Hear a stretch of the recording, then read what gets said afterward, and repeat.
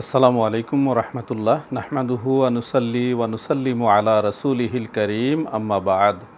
দূরে কাছে দেশে ও প্রবাসে যারা যেখান থেকে দেখছেন সবাইকে আন্তরিক অভিনন্দন, মোবারকবাদ। প্রিয় দর্শক, অনেকেই প্রশ্ন করেছেন রসুল আকরাম সাল্লাল্লাহু আলাইহি ওয়াসাল্লাম আল্লাহ তাআলাকে চর্মচক্ষু মুবারক দ্বারা দেখেছেন কিনা। সেই প্রশ্নের আলোকে আপনাদেরকে বলছি, আমাদের প্রিয় নবীজি রসুল পাক সাল্লাল্লাহু আলাইহি ওয়াসাল্লাম মেরাজ রজনীতে আরশে আজিমেরও উপরে গিয়ে কাবা কাউসাইনি আও আদনা, সেখানে গিয়ে আল্লাহ তাআলাকে চর্মচক্ষু মুবারক দ্বারা দেখেছেন। এটাই আহলুস সুন্নাহ ওয়াল জামাতের আইম্মায়ে কেরামের আকিদা, বিশ্বাস। এক্ষেত্রে আপনারা মনে রাখবেন যে হাদিস শরীফে ভিন্ন ভিন্ন হাদিস শরীফ রয়েছে। বিশেষ করে প্রিয় নবীজি আল্লাহ তাআলাকে অন্তর্চক্ষু দ্বারা দেখেছেন, এই মর্মেও কয়েকটি হাদিস শরীফ আছে। কিন্তু আমার জানা মতে অধিকাংশ সাহাবাই কারাম, বিশেষ করে 14 জন সাহাবী আমাদের প্রিয় নবীজি সাল্লাল্লাহু আলাইহি ওয়াসাল্লাম সম্পর্কে বর্ণনা করেছেন যে ইন্নান নাবিয়্যা সাল্লাল্লাহু আলাইহি ওয়াসাল্লাম রাআ রাব্বাহু বিআইনি রাসিহি, আমাদের নবীজির চর্মচক্ষু মোবারক দ্বারা আল্লাহ তাআলাকে দেখেছেন। এটা জমহুর সাহাবাই কারাম এবং তাবেঈদের মত। এই ব্যাপারে হাফিজুল হাদিস এবং শারিহে মুসলিম ইমাম মহিউদ্দিন নববী রহমাতুল্লাহ আলাইহের দুইটি কিতাবের মধ্যে সুস্পষ্ট বক্তব্য দিয়েছেন। একটি হলো শরহে মুসলিমের মধ্যে আল মিনহাজের মধ্যে, এবং ইমাম নববী রহমাতুল্লাহ আলাইহের আরেকটি কিতাব যেটা ওনার ফাতাওয়ার কিতাব হিসেবে প্রসিদ্ধ, সেখানেও তিনি লিখেছেন যে আকসার সাহাবাই কারাম এবং ওলামাই কারাম বলেছেন যে ইন্নান নাবিয়্যা সাল্লাল্লাহু আলাইহি ওয়াসাল্লামা রাআ রাব্বাহু বিআইনি রাসিহি, আমাদের নবীজি আল্লাহ তাআলাকে চর্মচক্ষু মুবারক দ্বারা দেখেছেন। এটাই হলো বিশুদ্ধ মত। প্রিয় দর্শক, আপনারা মনে রাখবেন এটা শুধুমাত্র ইমাম নববী বলেছেন এরকম নয়, তিনার এই কথাটাকে হুবহু কোট করে দলিল হিসেবে উপস্থাপন করেছেন হাফিজুল হাদিস ইমাম জালালউদ্দিন সুয়ুতি রহমাতুল্লাহ আলাইহের শরহে মুসলিম সেই কিতাবের মধ্যেও, অর্থাৎ তিনি এই কথাটাকে দলিল হিসেবে কোট করেছেন। এছাড়াও শারিহে বুখারী ইমাম শিহাবুদ্দিন কাস্তালানি রহমাতুল্লাহ আলাইহের মাওয়াহিবুল লাদুনিয়ার মধ্যেও তিনি নবীজি আল্লাহ তাআলাকে দেখেছেন এই মতটাকে জমহুর সাহাবাই কারাম এবং জমহুর আইম্মাই কারামের মত বলেছেন, বিশুদ্ধ বলেছেন।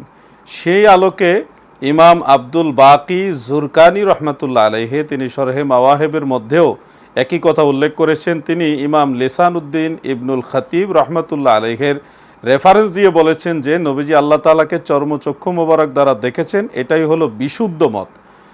এছাড়াও ইমাম নজমুদ্দিন গাইতি রহমাতুল্লাহ আলাই, যিনি হাফিজুল হাদিস ছিলেন, তিনিও তার একটা কিতাবের মধ্যে লিখেছেন।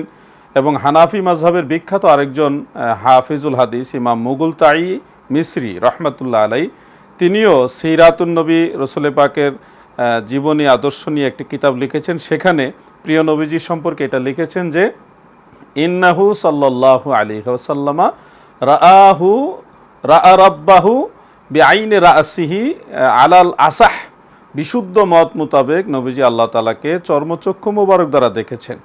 এটা একদল মুহাদ্দিস বলেছেন। ইমাম হুসাইন ইবনু মুহাম্মদ দিয়ারবাকরি রহমাতুল্লাহ আলাই তিনিও একই কথা বলেছেন। হাফিজুল হাদিস ইমাম মুকরিজি রহমাতুল্লাহ আলাই তিনিও একই কথা বলেছেন। এমনকি ইমাম মোল্লা আলী কারি রহমাতুল্লাহ আলাই প্রথম দিকে তিনি নবীজির আল্লাহ তাআলাকে দর্শনের বিষয়টা অস্বীকার করেছিলেন, কিন্তু পরবর্তীতে তিনি মিরকাতের মধ্যেই স্পষ্ট করে দিয়েছেন ওয়াজাহাবাল জামহুরু মিনাল মুফাসসিরিনা ইলা আন্নাল মুরাদা আন্নাহু রাআ রাব্বাহু সুবহানাহু ওয়া তাআলা, অর্থাৎ জমহুর মুফাসসিরিনে কেরাম এটাই গ্রহণ করেছেন যে রাসূল করিম সাল্লাল্লাহু আলাইহি ওয়াসাল্লাম আল্লাহ তাআলাকে দেখেছেন। ইমাম মোল্লা আলী কারি রহমতুল্লাহ এটা স্পষ্ট করেছেন। প্রিয় দর্শক, হয়তো আপনাদের অনেকের প্রশ্ন থাকবে যে সহিহ বুখারীতে উল্লেখ আছে আম্মাজান আয়েশা রাদিয়াল্লাহু তাআলা আনহা তিনি বলেছেন কেউ যদি দাবি করে নবীজি আল্লাহকে দেখেছেন সে যেন মিথ্যা দাবি করলো, এটার ব্যাখ্যা কি? এই প্রশ্নটা ইমাম আহমদ বিন হাম্বল রহমতুল্লাহ আলাইকে করা হয়েছিল, যেটা ফাতহুল বারির মধ্যে ইমাম ইবনু হাজার আসকালানি রহমতুল্লাহ আলাই উল্লেখ করেছেন। আপনারা দেখে নিতে পারেন যে আম্মাজান আয়েশা রাদিয়াল্লাহু তাআলা আনহা বলেছেন নবীজি আল্লাহ তাআলাকে দেখেছেন, এটা মিথ্যা দাবি, এটার ব্যাখ্যা কি?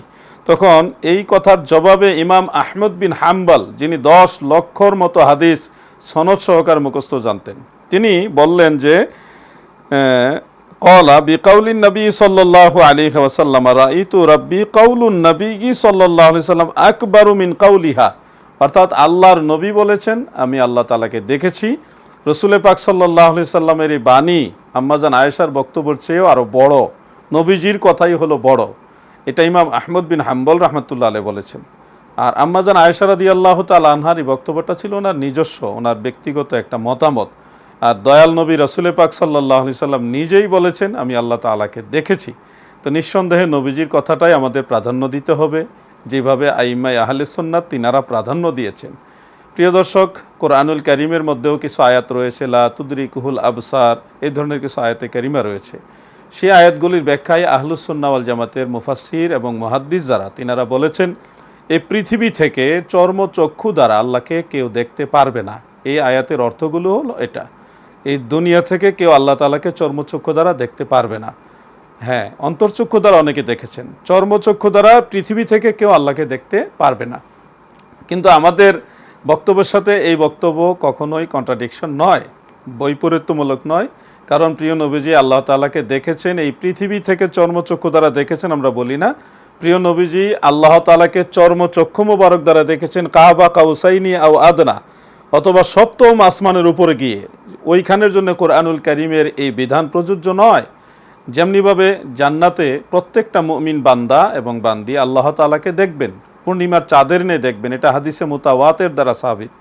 তো এখন যদি বলা হয় যে কোনো চোখ আল্লাহকে দেখতে পারবে না, তাহলে বুখারী মুসলিম সহ একেবারে মুতাওয়াতের পর্যায়ের হাদিস এটা মিথ্যা সাব্যস্ত হয় যে জান্নাতে গিয়ে মুমিনরা আল্লাহ তাআলাকে কিভাবে দেখবেন। অতএব সব বক্তব্যেরই একটা সমাধান রয়েছে, চূড়ান্ত একটা মীমাংসা রয়েছে। সেই মীমাংসা অনুযায়ী আল্লাহ তাআলার প্রিয় হাবিব আমাদের দয়াল নবী রাসূল পাক সাল্লাল্লাহু আলাইহি সাল্লাম আল্লাহ তাআলাকে চর্মচক্ষু মোবারক দ্বারা দেখেছেন। এটা মেরাজের রজনীতে সপ্তম আসমানের উপরে অথবা আরশে আজিমের উপরে। আর পৃথিবী থেকে চর্মচক্ষু দ্বারা নবীজি আল্লাহকে দেখেছেন এটা বলি না, অন্তর্চক্ষু দ্বারা পৃথিবী থেকে অনেকেই আল্লাহ তাআলাকে দেখেছেন।